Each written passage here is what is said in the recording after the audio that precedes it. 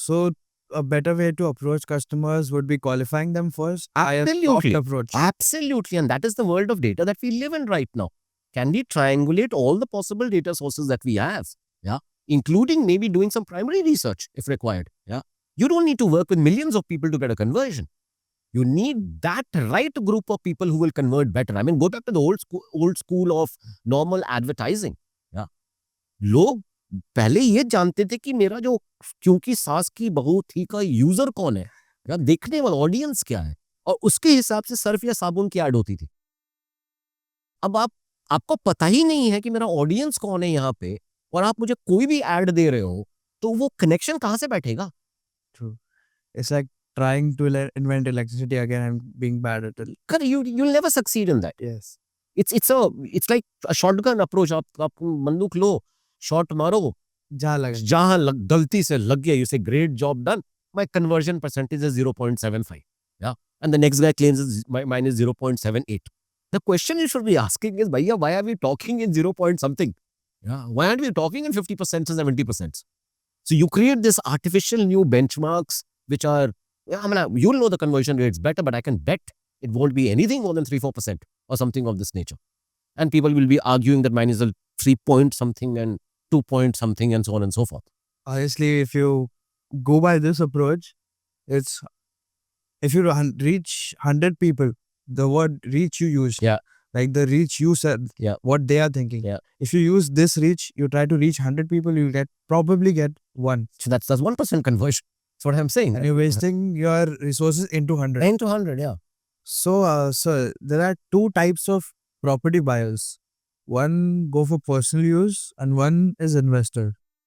So what have you been for the past? I think you always start by being a buyer for a living. That's really in your initial stages, that's the kind of money that you have. And as your wealth grows, then property by default becomes one of the avenues where you are putting in money for returns. So But, automatically, sorry to cut you off, but some people usually have generational wealth. Yeah. And some people don't. Yeah. So the people who start with personal use do not have, just to clarify, yeah, sure. Yeah.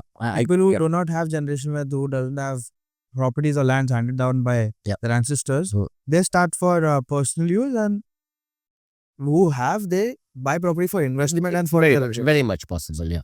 But even if again I go back, I'm a statistician, so if I go back to percentage of people who would be owners of property in the cities that they want to live, that percentage will be small, simply because families always keep splitting. So daddy के पास एक घर था भी अगर, तो या तो एक बच्चे को मिल रहा है या वो घर टूट रहा है.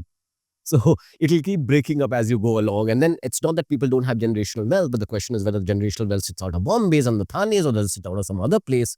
But now they have relocated to Bombay, so Bombay still could be their first house. So there'll be far more a majority who will still think of buying first for living and then for investment. Yeah. But that said, the bigger point out here is that I am not ruling away the fact that property is a great investment avenue. So there are other investment asset classes, and property is certainly one of them. So you said you started as a personal user and then you turned out to be an investor. Yeah, if you would like to call the word investor in that sense, I would more like to say that when there is a way to generate wealth, wealth can be generated through multiple asset classes, and one cannot leave out property as a avenue to generate wealth. So it is certainly an area that people should be considering. Now, the quantum of your savings or wealth that you put in property is something that one will have to consider themselves. But then you cannot not be investing in property if you're looking to grow wealth. I believe the only asset that has the word real in it is real estate. All the other assets, I believe, suffer some or other kind of drawbacks. But I guess real estate is the asset that usually keeps growing. If you have a piece of land, it stays with you.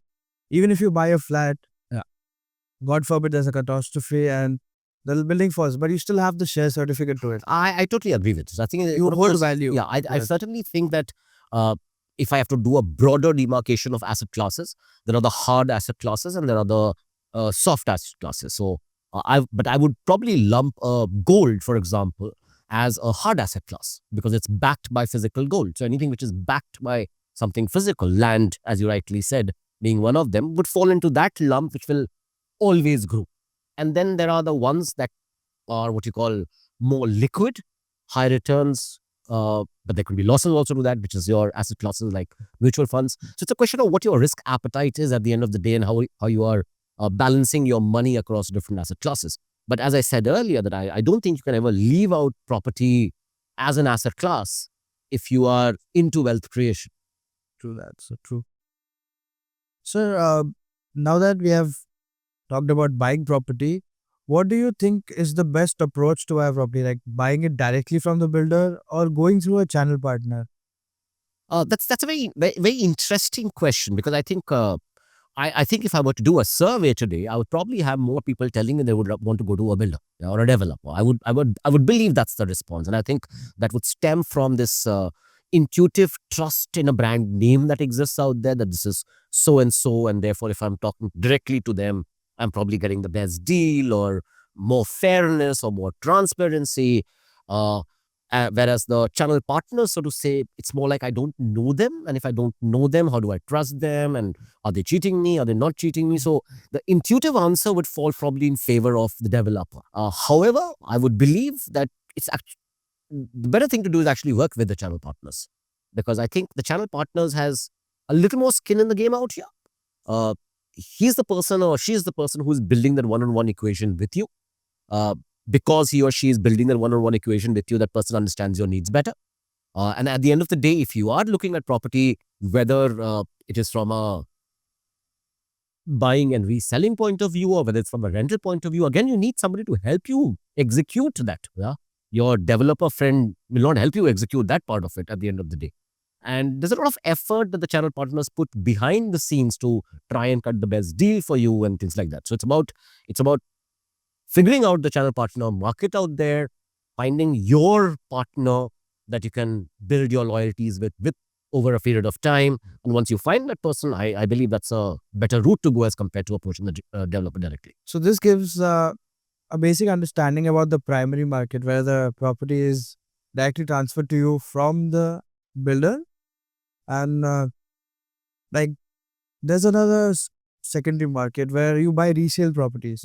So what do you think the approach should be there? Like directly approaching the owner of the flat or going to a real estate agent? Oh, there I would probably say the need for an agent is even more stronger, actually. And again, I think one believes that one will save a brokerage fee if he goes to the owner directly. And true, you can save that brokerage fee, but that just might be what you call penny wise, pound foolish, because uh, the legality of the paperwork behind it, the implications, if any, if something were to go wrong, the whole transfer process that you're not aware of and how that person makes you go through it, the physical running around that it takes, and time always has a cost attached to it.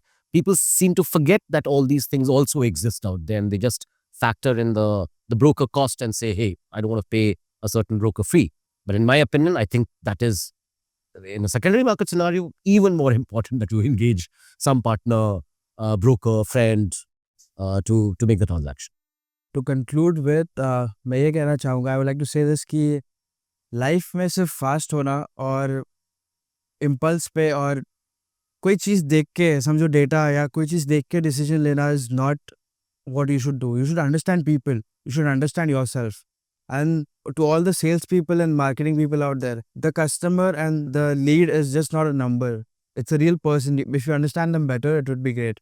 I hope you like today's episode. और दोस्तों अगर आपको ये insightful और helpful लगा तो please like, comment and subscribe the channel और उनसे share करिए जिनको लगता है आप इनसे उनका benefit होगा. Thank you so much. I'll take your leave. Till then, keep learning and keep growing. Thank you.